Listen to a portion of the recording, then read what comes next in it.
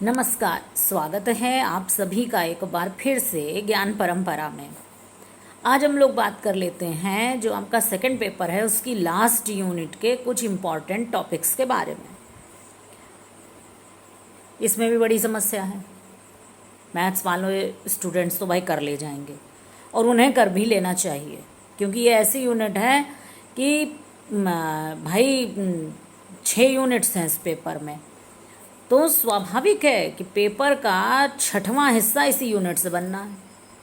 यानी 12-13 प्रश्न इस यूनिट से आएंगे और बहुत आसान सी यूनिट है। जो आपको सब समस्या बाकी यूनिट्स में महसूस हो रही है वो इसमें है भी नहीं। सॉलिड क्वेश्चन आएंगे और बड़ी सरलता से, जो थोड़ा भी ठीक से पढ़ लेंगे और जिनकी थोड़ी बहुत मैथमेटिक्स की बैकग्राउंड है उनके 100% के वाले क्वेश्चन सही हो जाएंगे। अब समस्या क्या है आर्ट्स के स्टूडेंट्स की कि मैम भाई हम लोग इसको कर नहीं पा रहे हैं। अब भी चिंता की बात नहीं है, देखो हम बताते हैं। और अगर ध्यान से सुनोगे तो हमें लगता है कि तुम लोग भी जो जिनकी कोई मैथ्स की बैकग्राउंड नहीं है वो भी 7-8 प्रश्न इस यूनिट से कर ले जाएंगे। कोई बड़ी बात नहीं है, क्योंकि ऑब्जेक्टिव पेपर आ रहा है तो कोई बड़ा न्यूमेरिकल भाई पूछा जाएगा ऐसी कोई संभावना तो समझ में आती नहीं है। ज़्यादातर परिभाषा आएगी, एग्जाम्पल पूछा जाएगा, या ये जो हैं आपके टॉपिक्स इनकी विशेषताएं पूछी जाएंगी। जैसे मध्यमान की विशेषताएं पूछी जा सकती हैं, या थोड़ा बहुत छोटा मोटा कोई फॉर्मूला पूछा जा सकता है। तो शुरू करते हैं और देखो भाई, हमें उम्मीद है समझ में आना चाहिए। पहले एग्जाम्पल देते हैं। कोई क्लास है, मान लीजिए कि कक्षा 8 है, क्लास 8 है। कक्षा 8 में लगभग 100 स्टूडेंट हैं, 100। उन सब का हमने एक टेस्ट लिया।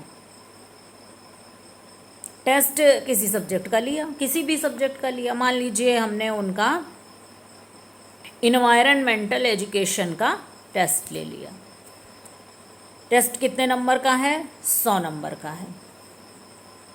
तो बच्चों के नंबर आएंगे, कैसे नंबर आएंगे? 0 से 100 तक नंबर आने की संभावना है। किसी बच्चे के 10 आएंगे, किसी के 20 आएंगे, किसी के 34 आएंगे, किसी के 64 आएंगे, बहुत अच्छा पढ़ने में होगा 82 आएंगे। अब आजकल तो 92, 95, 100 तक भाई पर नंबर आ जाते हैं। और 75 होंगे किसी के 65 होंगे, नंबर आएंगे। अब इसके बाद टीचर क्या करता है? ये तो भाई आर्ट्स के भी स्टूडेंट करेंगे ना, कि उन नंबरों की आपने लिस्ट तैयार कर रही। रोल नंबर 1 से 100 बच्चे हैं क्लास में, 1 से 100 तक आपने रोल नंबर लिखा, बच्चों के नाम लिखे और साइड में उनके सबके नंबर लिख दिए। आपके पास कितने नंबर हो गए? 100 बच्चे हैं तो 100 नंबर हो गए। यानी यहाँ जो n हुआ प्राप्तांक हो गए, जो मिले बच्चों के नंबर, और संख्या जो स्टूडेंट्स की है वो 100 है। तो यहाँ n क्या हुआ? 100 हुआ। नंबर ऑफ स्टूडेंट्स 100 हुआ। और ये जो नंबरों की लिस्ट है इसे कहेंगे डिस्ट्रीब्यूशन ऑफ डाटा। क्या कहेंगे? Distribution of data. हिंदी वाले सुन लें, इसे कहेंगे प्राप्तांकों का वितरण। क्या बोलेंगे? प्राप्तांकों का वितरण। अब जब प्राप्तांकों का ये वितरण आपको मिल गया, आप में सभी लोग, आधे से ज़्यादा लोग भाई टीचर हो, स्कूल में टेस्ट लेते होगे, हिंदी के हो, इंग्लिश के हो, किसी भी सब्जेक्ट को टेस्ट लेते हो, फिर नंबरों की लिस्ट बना देते हो। तो वो जो नंबरों की लिस्ट होती है वो क्या होती है? बच्चों के एग्जामिनेशन मार्क्स का डिस्ट्रीब्यूशन ऑफ डाटा है। जो वो डाटा आए, आपके पास आंकड़े आए बच्चों के प्राप्तांकों के, वही कहलाएगा डिस्ट्रीब्यूशन ऑफ डाटा। ध्यान से सुन लेना, प्राप्तांकों का वितरण इसे हिंदी में कहते हैं। अब इसी का हमको मध्यमान ज्ञात करना है, इसी का हमको माध्यिका ज्ञात करनी है, या इसी का हमको बहुलांक ज्ञात करना है, या इसी का हमें मानक विचलन स्टैंडर्ड डेविएशन जिसे कहते हैं वो ज्ञात करना है, या जो भी चीज़ें आपके इस यूनिट में टॉपिक्स हैं वो ज्ञात करनी है। हाँ, ये बात एक है कि इसको बोर्ड पे पढ़ाया जाता तो ज़्यादा बेटर होता, तो भाई लेकिन वो सुविधा मेरे पास नहीं है कि हम यहाँ बोर्ड पे पढ़ा के दिखा दें, या फिर लोग लैपटॉप पर भी पढ़ाते हैं, तो दोनों में से सुविधा नहीं है। लेकिन फिर भी आप ये वीडियो सुनिए, आपका काफ़ी प्रश्न सही हो जाएंगे, ये आपको ज्ञात करना है। तो सबसे पहले बात करते हैं केंद्रीय प्रवृत्ति की मापों की। अंग्रेजी में क्या कहते हैं? हिंदी में हो गया केंद्रीय प्रवृत्ति की माप, अंग्रेजी में हो गया मेजर्स ऑफ सेंट्रल टेंडेंसी। क्या करना है? सबसे पहले तो ये जान लो कि मेजर्स ऑफ सेंट्रल टेंडेंसी जो हैं, केंद्रीय प्रवृत्ति की जो मापें हैं, उन्हें ये कहते क्यों हैं, क्यों, क्या वजह है? केंद्रीय प्रवृत्ति की मापों को केंद्रीय प्रवृत्ति की माप इसलिए कहते हैं क्योंकि ये केंद्र जो है उसे रिप्रेजेंट करते हैं। मतलब क्या हुआ?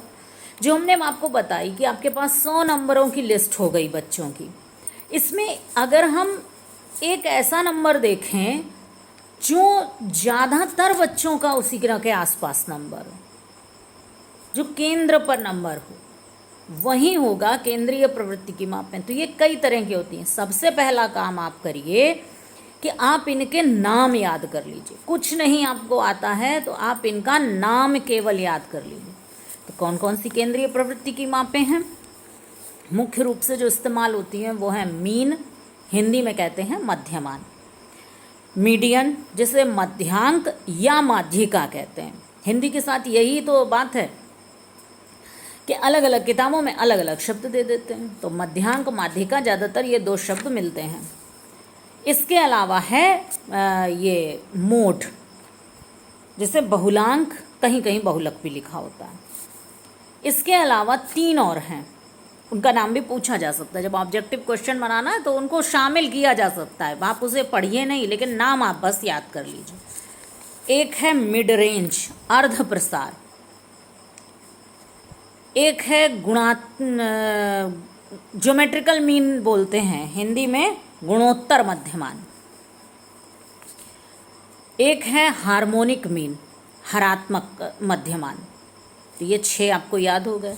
अब आप इसको याद कर लीजिए अच्छे से कि ये 6 होते हैं। संभावना है कहिए यहीं से प्रश्न आ जाए कि निम्नलिखित में से केंद्रीय प्रवृत्ति की मापें कौन कौन सी हैं। अब आपको दे दिया मध्यमान, बहुलांक, अर्धप्रसार और उपर्युक्त सभी। तो आंसर हो जाएगा उपर्युक्त सभी।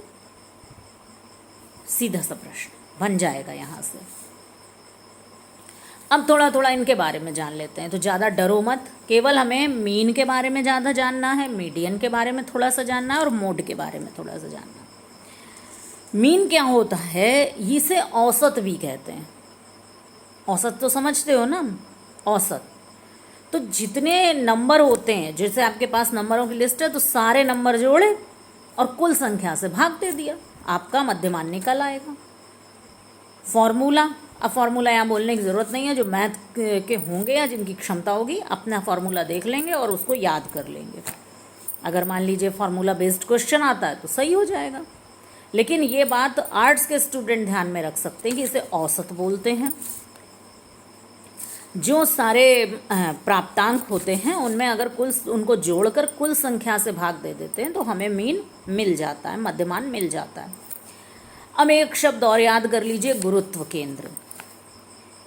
ये जो है, ये जो प्राप्तांकों का वितरण हमने बताया, इसका गुरुत्व केंद्र होता है। इस बात का क्या मतलब है? तो भाई देखो, इन सब बातों को समझने के लिए बहुत समय लगता है। केवल इतना मोटा मोटा याद कर लो कि अगर ये पूछा जाए प्राप्तांकों का वितरण कौन सा है, तो लिख दोगे मीन है, बस हो गया तुम्हारा काम। अंग्रेजी में क्या कहते हैं? Centre of gravity of the distribution. क्या है आंसर? मीन। प्रश्न पूछा जा सकता है कि निम्नलिखित में से कौन सा प्राप्तांकों के वितरण का गुरुत्व केंद्र है, तो आप लिख देंगे मीन। बहुत धीमे धीमे पढ़ा रहे हैं, वैसे समय बढ़ जाता है बस, इसमें और कोई बात नहीं होती। जो ज़्यादा अच्छी पढ़ाई कर रहे हैं वो याद कर लेंगे कि दो समूहों के मध्यमान का सूत्र भी आप याद कर लेंगे, n1 m1 plus n2 m2 upon n1 plus n2। आप बुक खोलिए, आपको मिल जाएगा। अब मीन की कुछ विशेषताएं भी होती हैं तो बताएंगे, लेकिन पहले सारी और मीडियन और मोड भी पढ़ लेते हैं। अब मीडियन की बात करते हैं। मीडियन क्या है? ये जो है क्रमबद्ध श्रेणी का मध्य बिंदु है। क्या मतलब हुआ इस बात का? अभी जो आपको हमने बताया कि 100 नंबर की आपने लिस्ट बनाई, तो उसमें ऐसा भी हो सकता है कि फर्स्ट रोल नंबर जो स्टूडेंट है उसके 65 नंबर आए हों, 65, सेकंड वाले के 42 आए हों, थर्ड वाले के 82 आए हों, फोर्थ वाले के 73 आए हों, यानी कोई कम कोई ज़्यादा। लेकिन जब हमें माध्यिका निकालनी होती है तो हम एक क्रम से सारे नंबर लगा देते हैं। सबसे जैसे छोटा या तो सबसे पहले लिखा और धीरे धीरे सबसे बड़े तक पहुँच सीरियल लगाया, या सबसे बड़ा पहले लिखा और फिर सबसे छोटे तक सीरियल लगाया। अब जो नंबर बीच में पड़ेगा वो मीडियन होगा, ठीक है। जैसे अगर सपोज़ आपके पास हमने 100 का एग्ज़ाम्पल दिया, अगर 100 का एग्ज़ाम्पल ना देकर हम आपके पास कोई 5 ऐसे नंबर हैं और 5 नंबर में आपसे कोई पूछे कि इनमें माध्यिका क्या है, मीडियन क्या है, तो आप सीरियल से लगाएंगे और जो तीसरा वाला नंबर पड़ेगा वो माध्यिका हो जाएगा। तो इसका भी फॉर्मूला है। इसमें फॉर्मूला 2 लगते हैं कि अगर संख्या सम है और संख्या विषम है, मतलब इवन है और ऑड है, अलग अलग फॉर्मूला लगता है।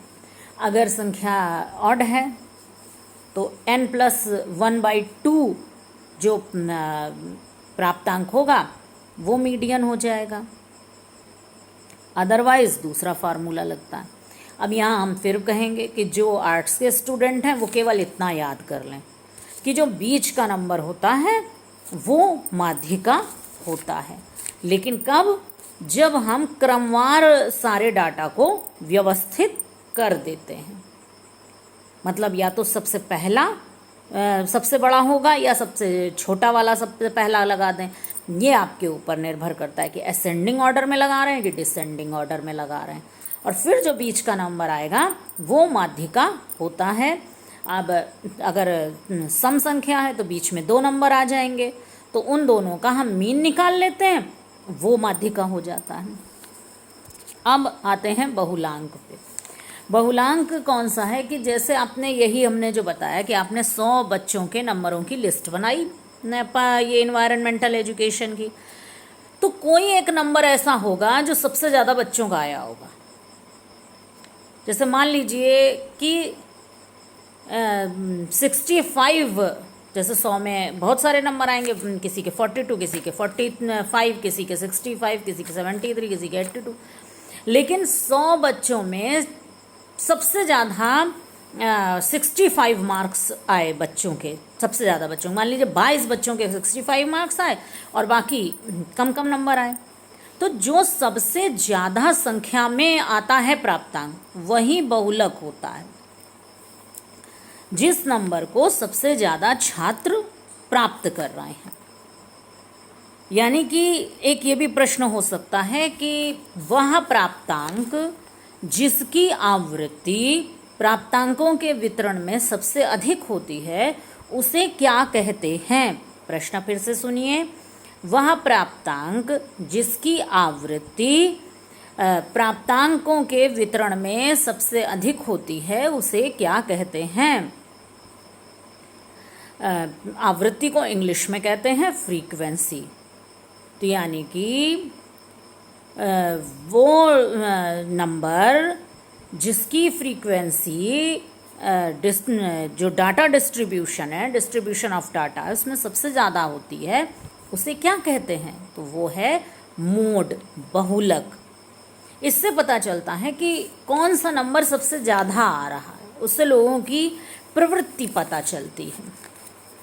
अब एक चीज़ कि ऐसे भी प्राप्तांक होते हैं, ऐसे भी मतलब डिस्ट्रीब्यूशन होते हैं जिसमें एक ही बहुलक हो।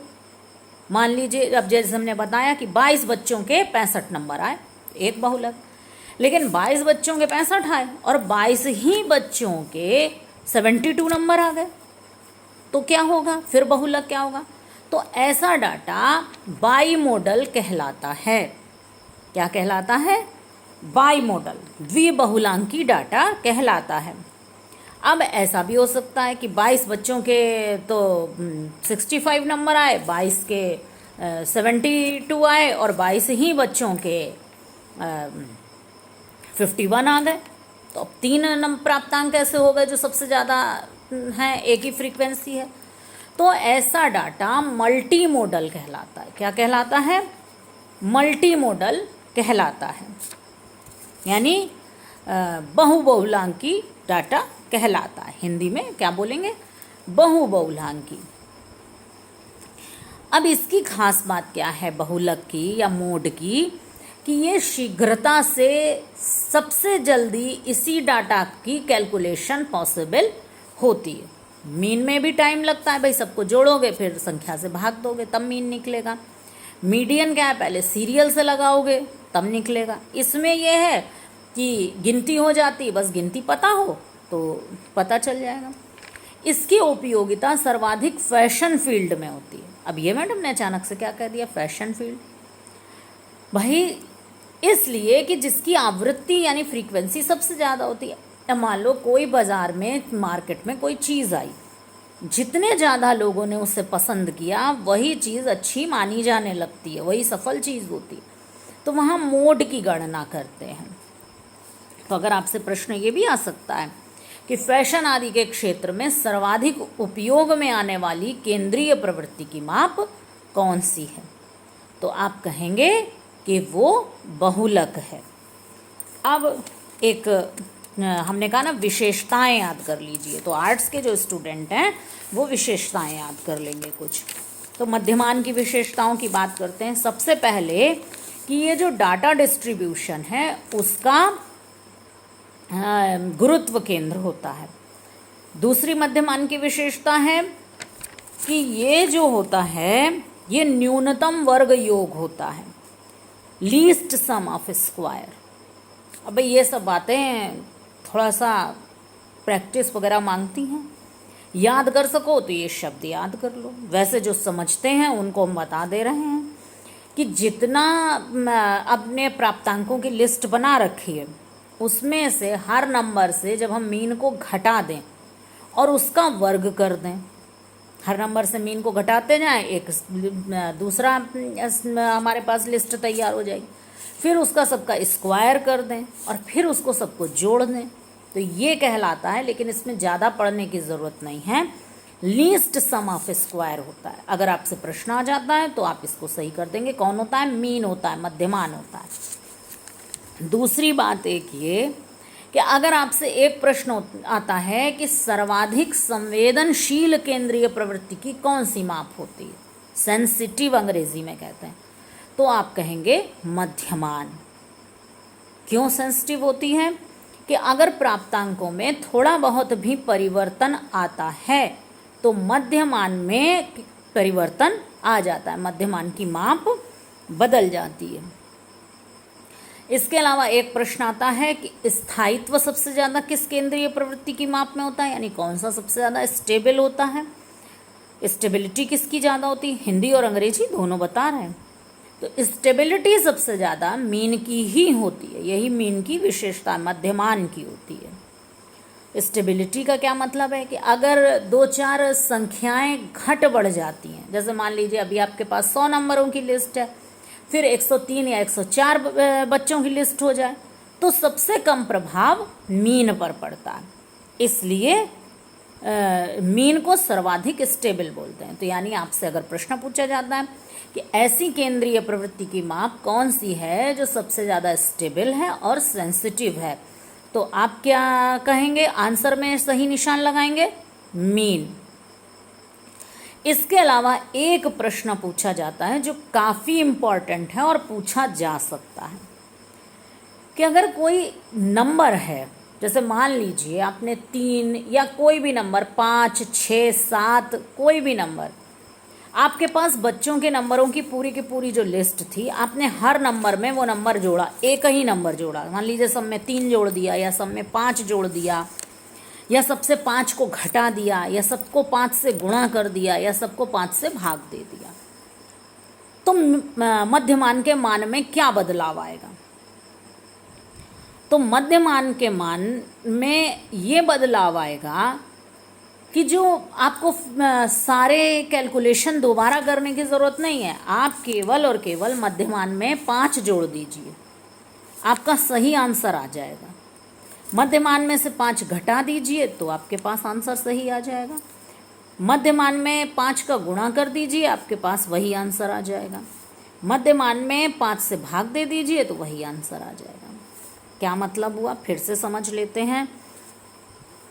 अगर हम अच्छी भाषा में बोलें कि अगर कोई स्थिरांक यानी कोई कांस्टेंट नंबर सारे डाटा से जोड़ दिया जाए, घटा दिया जाए, गुणा कर दिया जाए या भाग दे दिया जाए, तब मीन का मान क्या हो जाएगा? तो मीन का मान उसी स्थिरांक से जोड़ दिया जाए, जुड़ जाता है, घट जाता है, गुणा हो जाता है या भाग हो जाता है। जैसे अगर 100 बच्चों की हमने आपको लिस्ट बताई और आपके पास उनका आपने मध्यमान की गणना की और मध्यमान का मान आया 65, और सारे बच्चों के नंबरों में आपने 5 नंबर जोड़ दिए, फिर आपने मध्यमान कैलकुलेट किया, तो इतना बड़ा प्रोसेस अब करने की आपको ज़रूरत नहीं है। 65 में ही 5 जोड़ दीजिए, वहीं पूरे डाटा का मध्यमान हो जाएगा। अब मान लीजिए आपने सारे अंकों को 5 से घटा दिया, मतलब 5 उनमें से घटा दिया, तो आपको फिर पूरी कैलकुलेशन करने की ज़रूरत नहीं है। 65 में से 5 घटा दीजिए, आपका उत्तर आ जाएगा। या आपने सारे अंकों में 5 से गुणा कर दिया, तो आपको फिर पूरी कैलकुलेशन करने की ज़रूरत नहीं, मध्यमान में 5 से गुणा कर दीजिए, आपके पास उत्तर आ जाएगा। या सारे अंकों को आपने 5 से भाग दे दिया, तो आपको पूरी कैलकुलेशन करने की ज़रूरत नहीं, केवल और केवल आप मध्यमान में 5 से भाग दे दीजिए, आपके पास उत्तर आ जाएगा। तो फिर से हम एक बार शॉर्ट में दोहरा देते हैं। आपको क्या याद करना है? आपको ये 6 पॉइंट्स याद कर लेने हैं कि केंद्रीय प्रवृत्ति की मापें कौन कौन सी होती हैं। मध्यमान, अंग्रेजी में मीन कहते हैं, मध्यांक या माध्यिका इंग्लिश में मीडियन कहते हैं, बहुलांक इंग्लिश में मोड कहते हैं, और इसके अलावा हमने आपको अर्ध प्रसार बताया, नाम ही केवल याद करना है, मिड रेंज कहते हैं, और गुणोत्तर मध्यमान और हरात्मक मध्यमान जिन्हें ज्योमेट्रिकल मीन और ये हार्मोनिक मीन कहते हैं। केवल इतना याद कर लीजिए। मध्यमान जो है ये सभी जो प्राप्तांक होते हैं उनको जोड़कर किसी उनकी संख्या से भाग देने पर जो आंसर आता है वो मध्यमान है। और माध्यिका जब हम एक सीरीज़ में लगा देते हैं तब जो नंबर बीच में आता है वो माध्यिका कहलाता है। ये सम और विषम संख्या पर इसका अलग अलग फॉर्मूला होता है, याद कर पाएँ तो दोनों के फॉर्मूले याद कर लीजिए। बहुलांक वो नंबर होता है जिसकी फ्रीक्वेंसी आवृत्ति सबसे ज़्यादा होती है, यानी कि जो डिस्ट्रीब्यूशन ऑफ डाटा है, प्राप्तांकों का वितरण है, उसमें जो नंबर सबसे ज़्यादा बार आता है उसे बहुलांक कहते हैं। इसके अलावा आपको ये याद रखना है कि फैशन के फील्ड में सर्वाधिक बहुलांक का यूज़ होता है। सबसे ज़्यादा शीघ्रता से जिसे हम ज्ञात कर सकते हैं वो भी बहुलांक होता है। इसके साथ ही आपको एक चीज़ ये याद करनी है कि जो बहुलांक होता है वो उसकी संख्या किसी भी वितरण में, प्राप्तांकों के वितरण में एक से ज़्यादा हो सकती है। अगर किसी प्राप्तांक के वितरण में 2 बहुलक हैं या बहुलांक जिसको बोलते हैं तो वो डाटा बाईमोडल कहलाता है, द्विबहुलांकी कहलाता है। अगर 2 से ज़्यादा हैं तो मल्टीमोडल कहलाता है, बहुबहुलांकी वितरण वो कहलाता है। अब कुछ मध्यमान की विशेषताएं याद कर लेते हैं। पहला पॉइंट आपको याद करना है कि ये गुरुत्व केंद्र होता है। दूसरा पॉइंट आपको याद करना है कि ये लीस्ट सम ऑफ स्क्वायर्स अगर कहीं लिखा है तो बस आंख बंद करना और मध्यमान पे टिक कर देना। इसके अलावा ये सर्वाधिक संवेदनशील और स्थायी केंद्रीय प्रवृत्ति की माप है। अगर प्रश्न पूछा जाता है सर्वाधिक संवेदनशील और स्थायी केंद्रीय प्रवृत्ति की माप कौन सी है, तो आंख बंद करना, मध्यमान पर निशान लगा देना।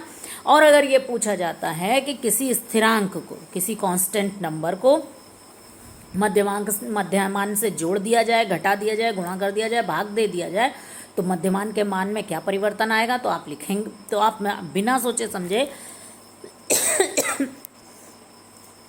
आप जो हैं वो लिख देंगे कि मध्यमान का मान भी उसी स्थिरांक से गुणा हो जाएगा, भाग हो जाएगा, उसमें उससे जुड़ जाएगा या उतना ही घट जाता है। तो मुझे लगता है अब ये टॉपिक आपका यहाँ ख़त्म हुआ। हमने भाई बड़े धीमे धीमे इसको पढ़ाया, इसलिए पढ़ाया कि आप लोग धैर्यपूर्वक इसको समझ सकें। तो चलिए, जैसा आपको लगे आप हमें बताइएगा। उसके बाद अभी आपके 3 टॉपिक और हैं, लेकिन उनके लिए हम इतना समय नहीं लेंगे, थोड़ा जल्दी बताएंगे। वो आपके विचलनशीलता की मापें हैं, सामान्य प्रायिकता वक्र है आपके कोर्स में, और सहसंबंध गुणांक है। तो उन पर भी एक वीडियो बना देंगे और कोशिश करेंगे कि वो चीज़ 1 या 2 वीडियो में कंप्लीट हो जाए, क्योंकि ज़्यादा समय है नहीं अब। तो आप इसको देखिए, समझिए, और जो आप कोई जिज्ञासा विशेष हो वो बताइए। और एक चीज़ है कि हमने मॉडल्स ऑफ डेवलपमेंट का जो वीडियो बनाया, उसमें बहुत से स्टूडेंट्स कह रहे हैं कि ज़्यादा समझ में नहीं आ रहा है। तो बस देखिए, एक ही बात है कि जैसे हमने इसमें बताया कि आप केवल नाम याद कर लीजिए, वैसे ही हम उसके लिए भी कहते हैं कि अब समय नष्ट ना करो। अगर कोई एक पर्टिकुलर चीज़ ज़्यादा समझ में नहीं आ रही तो उसे बहुत समझने की कोशिश मत करो। जो पोर्शन आसान लगते हैं वो पोर्शन आप कर डालो। अगर आपको फर्स्ट पेपर आसान लगता है तो फर्स्ट पेपर आप पूरी तरह से तैयार कर लो। अगर आपको गाइडेंस काउंसलिंग वाला आसान लगता है तो आप उसको तैयार कर लो, क्योंकि उनमें नंबर ज़्यादा आ जाएंगे। तो आपका इधर से अगर कोई समस्या है तो वो कवर हो जाएगी। और वैसे बहुत टफ पेपर कभी सब्जेक्टिव में नहीं आता है, इसलिए ऑब्जेक्टिव में भी डरिए नहीं। पेपर कोई बहुत मुश्किल नहीं आएगा। मॉडल्स ऑफ डेवलपमेंट के लिए हम केवल इतना कहते हैं कि आप जो मॉडल्स हैं उनका नाम याद कर लीजिए, किसने दिया ये याद कर लीजिए, कब आया ये याद कर लीजिए, और जो मॉडल्स हैं उनके स्टेप्स याद कर लीजिए। अब ज़्यादा समझने का प्रयास ना करिए, केवल नाम आप याद कर लीजिए। निश्चित तौर पर मेरी बात को मानते हुए आप इतना करिए, क्योंकि इससे ज़्यादा आप कर भी नहीं पाएंगे। 6 तारीख से पेपर शुरू है, आज 24 तारीख हो गई। तो आपको जो प्रकरण आसान लग रहे हैं उन पर आप ज़्यादा समय दे दीजिए। इतना आप याद कर लीजिए, ज़रूर से प्रश्न मिलेगा। कोई बहुत अंदर से प्रश्न यहाँ बनने नहीं जा रहा है, क्योंकि सभी बच्चे देंगे और सभी के हिसाब से अच्छा और आसान पेपर ही बनता है। और हमारी शुभकामनाएं हैं, पेपर आप कर ले जाएंगे, डरने की कोई बात नहीं है। बस आत्मविश्वास बनाए रखिए और अच्छी पढ़ाई अपनी करते रहिए। आपने हमें सुना, इसके लिए नमस्कार, धन्यवाद।